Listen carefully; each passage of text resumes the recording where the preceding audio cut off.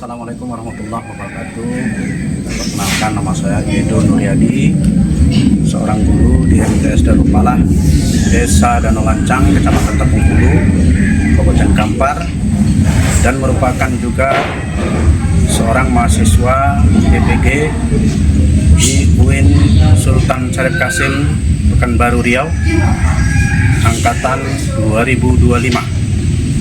Akan membuat mungkin praktek mengajar dan mudah-mudahan bisa dan berhasil. Amin ya rabbal alamin. Mulai. Assalamualaikum warahmatullahi wabarakatuh.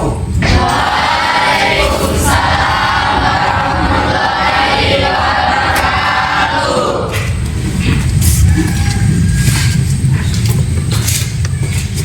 Apa kabar anak-anak?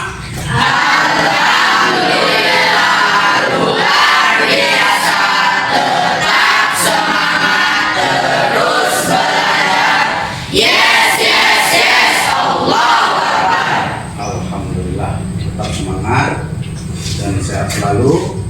Ini yang paling penting ya, karena sehat itu adalah mahal harganya.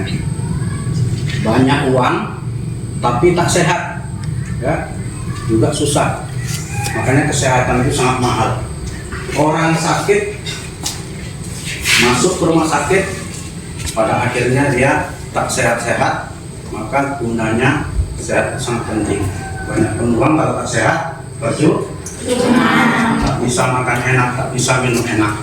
Jadi sehat itu, semangat itu adalah merupakan salah satu sangat penting dalam kehidupan kita. Oke anak-anak semuanya, alhamdulillah kalau sudah sehat. Baiklah, untuk selanjutnya,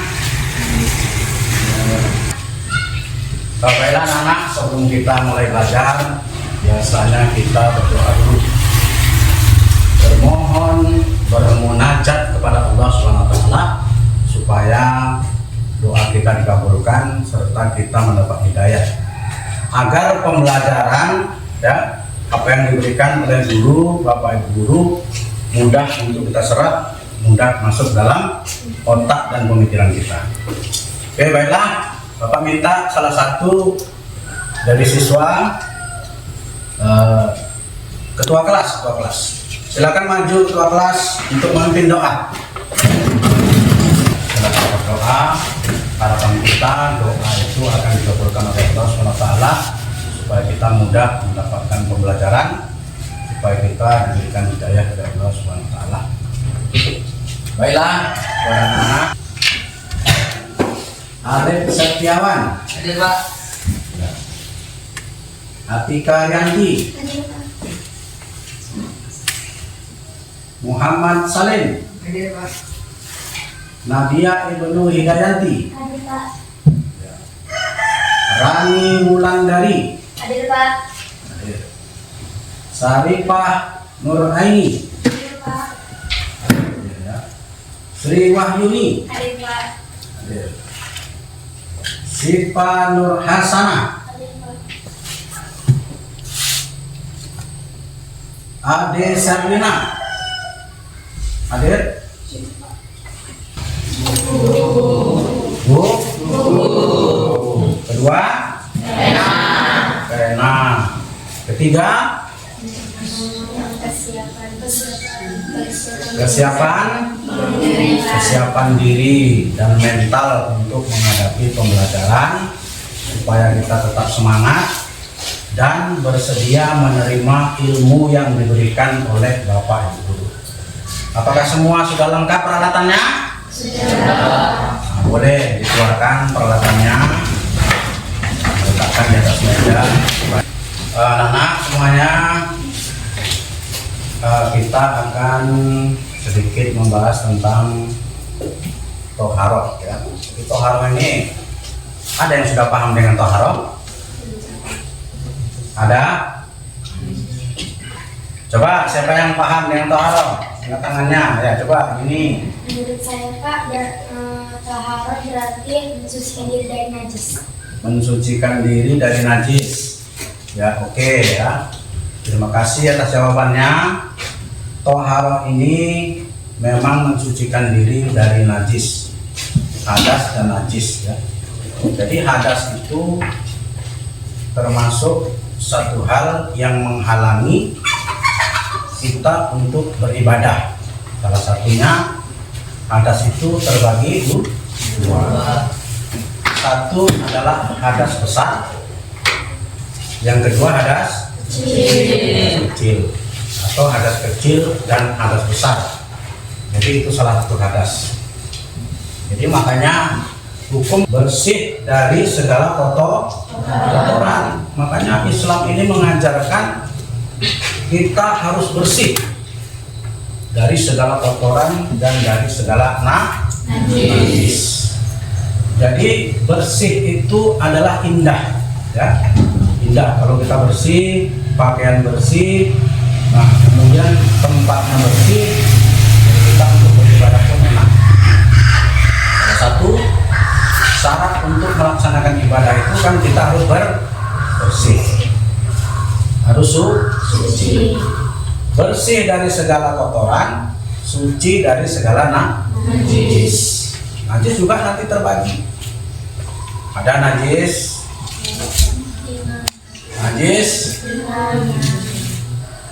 ada najis yang ringan. Yang kedua ada najis sedang. Ada najis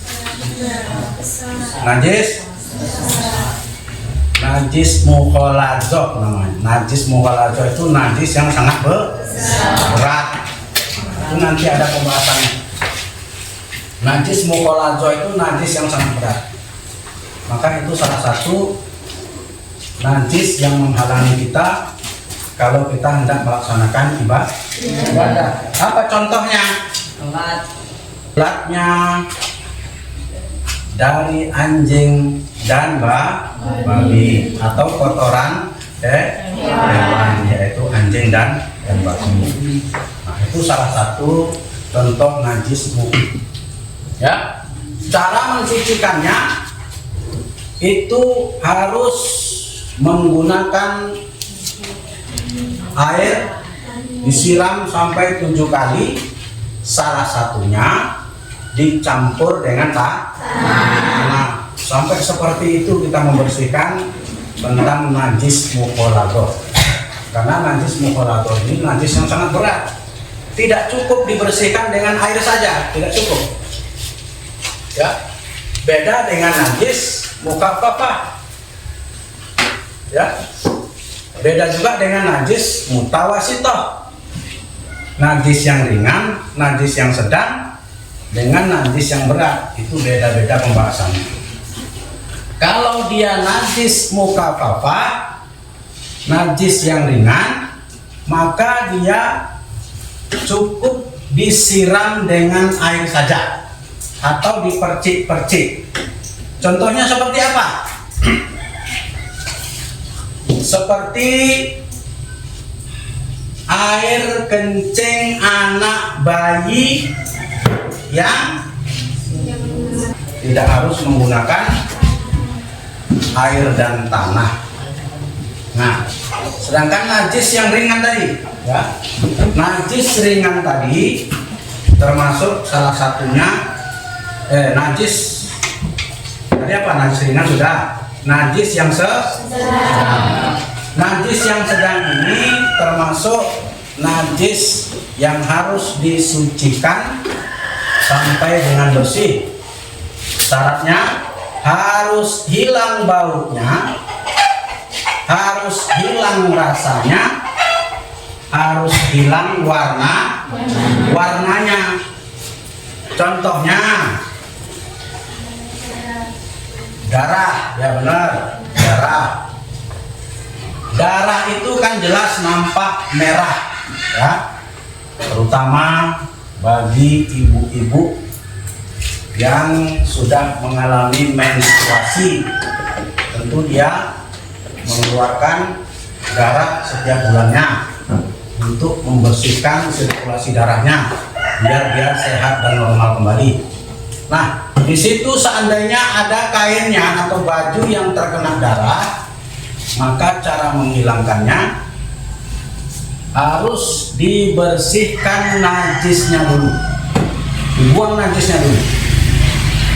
Hilangkan najisnya, baru disiram dengan air yang bersih, dicuci yang bersih, hingga dicium sampai betul-betul hilang dari baunya, tidak ada lagi baunya, ya. Rasanya tidak ada lagi rasanya. Kemudian warnanya tidak ada lagi warnanya. Kalau sudah hilang yang ketiga ini, berarti dia sudah betul-betul bersih dan suci dari najis. Nasihat dari diri kita supaya kita beribadah kepada Allah itu benar-benar sampai dan ibadah kita dapat diterima oleh Allah SWT. Jadi toharah itu sangat penting. Ya, kalau kita tidak paham dengan toharah, maka akibatnya kita kencing sembarangan. Ya, setelah kencing tidak dicuci, tidak dicebok, nah ini akan mengakibatkan celana terkena najis. Ya, akhirnya kita kerjakan sholat, sholatnya tidak diterima atau tidak sholatnya? Tidak. Kenapa? Karena ada penghalang. Siapa yang menghalangi? Yang menghalangi tadi itu adalah karena adanya najis yang mengenai kepada salah satu pakaian kita. Ya, kalau pakaian kita ya sudah terkena najis, maka tidak lagi boleh dipakai untuk sholat, karena itu akan menyebabkan salah satu penghalang diterimanya sholat oleh Allah SWT, dan salah satu penghalang syarat sahnya sholat. Nah, jadi maka dari itu kepada anak-anak kami, supaya ini toharoh ini betul-betul kamu harus paham. Ya, sampai di sini masih semangat anak-anak? Oke, coba dulu kita biar agak lebih cerah. Silakan dulu semua berdiri. Baru permulaan pemanasan yang mudah. Harus betul-betul menggunakan alat, yaitu alat tadi ada air, ada debu, ada batu, dan benda-benda yang padat atau yang keras. Kemudian air yang dapat digunakan itu yang untuk bersuci adalah air mutlak. Air mutlak ini adalah air yang sewajarnya. Tahu air yang sewajarnya? Air yang sewajarnya itu air yang tidak tercampur dengan najis. Itu air yang sewajarnya. Contohnya seperti air sumur. Ya, air sumur yang tidak terkena najis, itu namanya air mutlak. Jadi air yang tidak tercampur dengan sesuatu najis ataupun kotoran dan lain-lain. Ada juga air mata air, air sungai, air zam-zam, air hujan, air salju dan embun. Jadi air banyak macamnya. Semua itu bisa dipergunakan untuk bersuci. Jadi di manakala kita mau mengerjakan ibadah, mau sholat misalnya, di mana tempat yang ada misalnya hanya air embun, air embun bisa kita gunakan untuk bersuci. Kumpulkan dulu embunnya, kumpulkan, atau setiap daun-daun ada kita kumpulkan untuk berwudu. Boleh berwudu pakai air embun, pakai air salju. Air salju itu air es, ya. Air es itu juga boleh untuk berwudu, karena itu air yang mutlak, air yang sewajarnya, memang air dari alam, air yang buatan dari Allah, maka air itu sangat baik untuk berwudu. Oke. Yang kedua ada air mustakmal.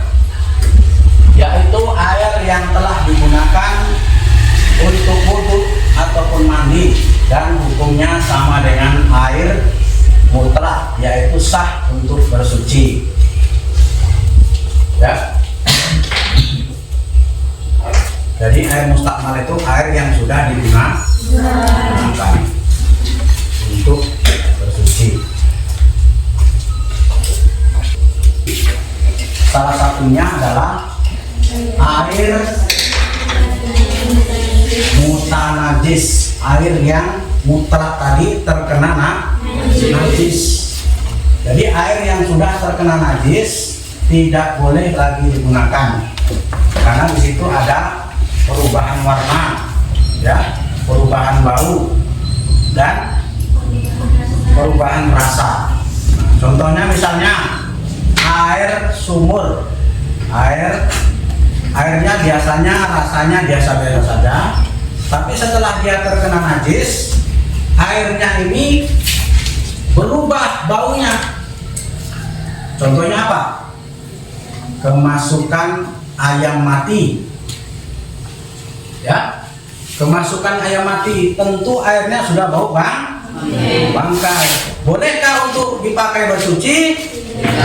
Tidak, tidak boleh, karena dia termasuk air yang sudah terkena najis.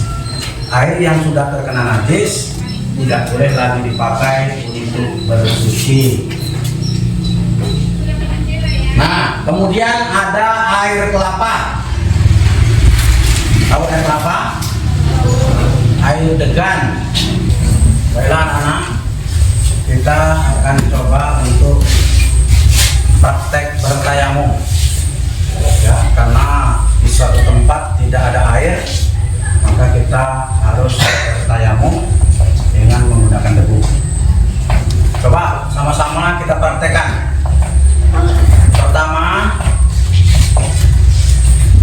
kita pastikan debu yang akan kita pakai untuk bersuci betul-betul debu yang bersih dan suci, ya, tidak ada di depan kita itu kotoran atau yang menyebabkan najis. Nah, pertama, di depan kita ada debu yang bersih. Kita cukup letakkan tangan kita di atas debu tersebut.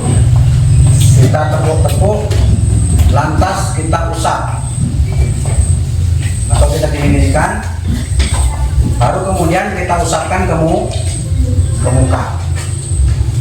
Cara bertayamum, sedangkan kita tidak mendapatkan air sama sekali, ya, kita harus bertayamum. Ya, boleh, silakan.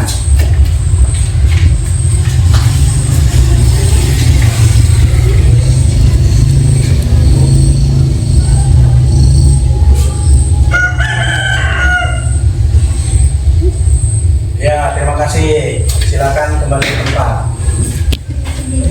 Biasanya mana tadi ya? Bapak udah, nanti Bapak berikan hadiahnya.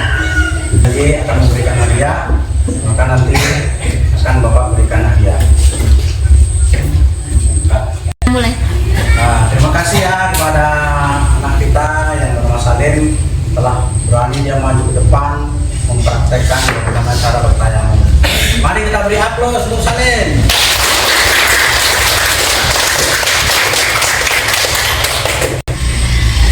Nah, karena si teman kamu, si Salim, sudah berani mengangkat tangannya mempraktekkan tayamum, maka sesuai dengan janji Bapak tadi, Bapak akan memberikan hadiah. Ya, jadi hadiah ini jangan kamu lihat, dia hanya sejenis pena. Tapi pena ini bisa menentukan segala sesuatu. Ya, kalau dipergunakannya setelah tadi sama-sama kamu melihat video Bapak tampilkan di depan, tentunya kamu sudah melihat, meneliti, ya, kemudian kamu tentu sudah bisa menyimpulkan dari awal hingga sampai akhir tadi. Nah, untuk lebih nanti sama-sama kamu bisa memahami, kamu silahkan kita buat kelompok, ya. Kelompok ini kita bagi menjadi kamu jumlahnya berapa? Ada 20 siswa, 21 ya. Nah, berarti ini bisa kita menjadi 5 kelompok. Ya, boleh, silakan kita bentuk kelompok sesuai dengan pembagiannya masing-masing. Satu kelompok hanya 4 orang. Ya, nah silakan. Kelompok 3. Ini kelompok 4. Ini kelompok 5.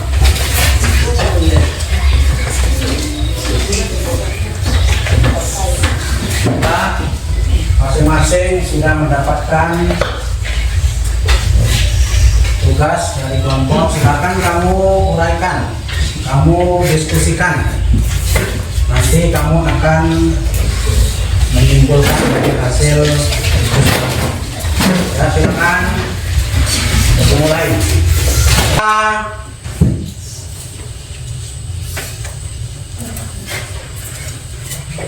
Salati. Ya. Baiklah, kita lanjut untuk pertanyaan selanjutnya. Ya, bagi anak kami yang belum menjawab, siap-siap, persiapkan jawabannya. Pertanyaan selanjutnya,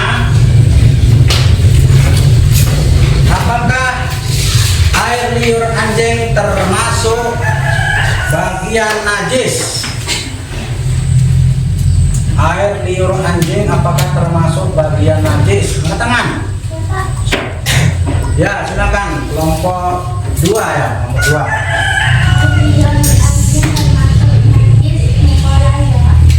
Termasuk najis. Oke, upload.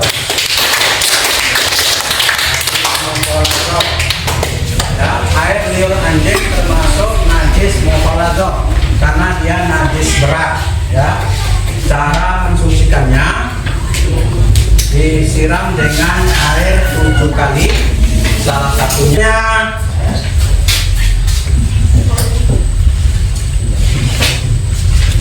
coba sebutkan yang termasuk hadas besar. Angkat tangannya. Ya, kelompok 2. Haid. Aplaus.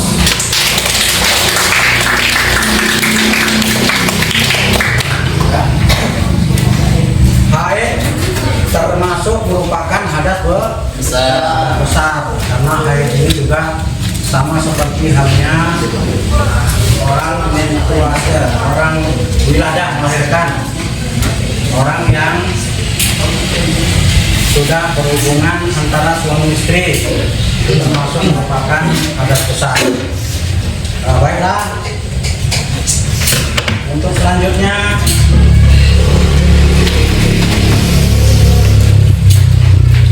mukhafafah, tentang najis mukhafafah. Siapa yang bisa jawab?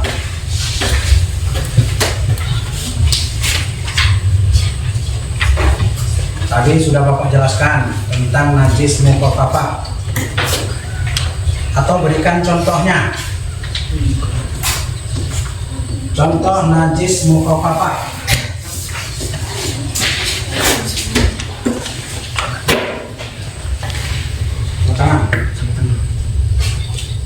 Ya, silakan. Kelompok 3. Itu contoh najis mukhafafah. Jadi najis mukhafafah adalah najis seperti air kencing bayi yang belum berusia 2 tahun atau yang masih sedang menyusu bayi. Baiklah anak-anak, dari sekian pembelajaran kita, Bapak harapkan semua ini benar-benar bersemangat. Kamu betul-betul semangat dan dapat menyimpulkan dari tugas kelompok kamu. Dan sekarang Bapak minta untuk kelompok, mungkin kamu sudah bisa menyimpulkan. Sekarang Bapak akan berikan tugas ya untuk mengisi dengan cara pribadi. Upayakan tidak melihat dari temannya, usahakan hasil sendiri. Meskipun hasilnya jelek, hasilnya kurang baik, lebih bagus pekerjaan itu dikerjakan dengan sendiri. Oke.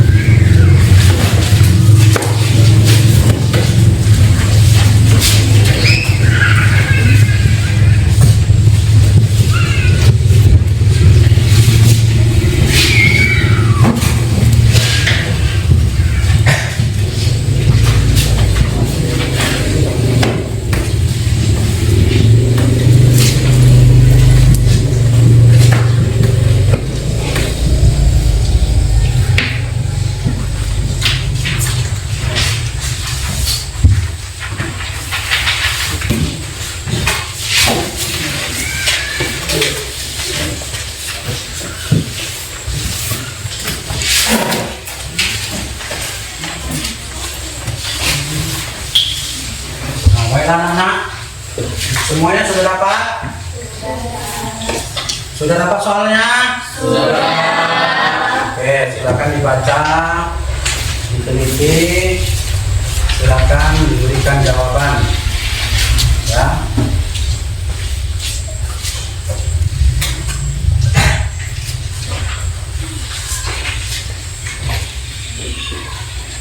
Mulai. Oke, sudah selesai semuanya anak-anak? Coba siapa yang sudah selesai angkat tangannya?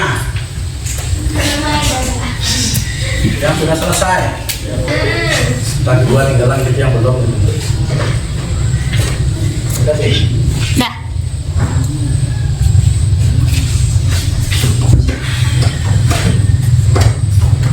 Ya, oke. Sudah selesai semua anak-anak?